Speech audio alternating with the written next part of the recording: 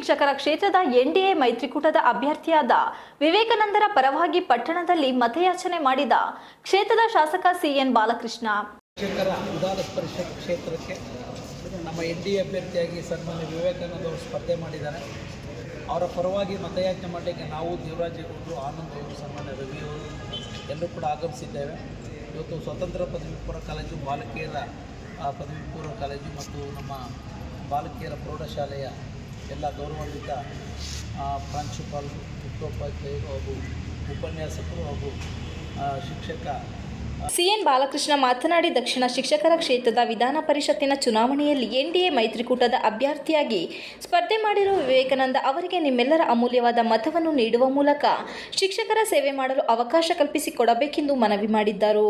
ಪಟ್ಟಣದ ನವೋದಯ ವಿದ್ಯಾಸಂಸ್ಥೆ ಹಾಗೂ ಸರ್ಕಾರಿ ಪದವಿ ಪೂರ್ವ ಕಾಲೇಜಿನ ಶಿಕ್ಷಕರನ್ನು ಭೇಟಿ ಮಾಡಿ ಮತಯಾಚನೆ ಮಾಡಿದರು. ಈ ಸಂದರ್ಭದಲ್ಲಿ ಶಾಸಕರಾದ ಬಾಲಕೃಷ್ಣ, ಜೆಡಿಎಸ್ ಅಧ್ಯಕ್ಷ ಪರಮ ದೇವರಾಜೇಗೌಡ, ಬಿಜೆಪಿ ಅಧ್ಯಕ್ಷರಾದ ಡಿಎಂ ರವಿ, ಮಾಜಿ ಯೋಜನಾ ಪ್ರಾಧಿಕಾರ ಅಧ್ಯಕ್ಷರಾದ ಮಾಜಿ ಅಧ್ಯಕ್ಷರಾದ ಆನಂದ ಕುಮಾರ್ ಸೇರಿದಂತೆ ಇತರರು ಹಾಜರಿದ್ದರು. ಸುಮಾರು 165 ಪದವಿ ಪೂರ್ವ ಪ್ರಥಮ ದರ್ಜೆ ಕಾಲೇಜನ್ನು ಕೊಟ್ಟಂಥ ಒಂದು ದಿನ ಕೂಡ ನಾವು ನೆನಪಿಸ್ಕೋಬೇಕಾಗುತ್ತೆ.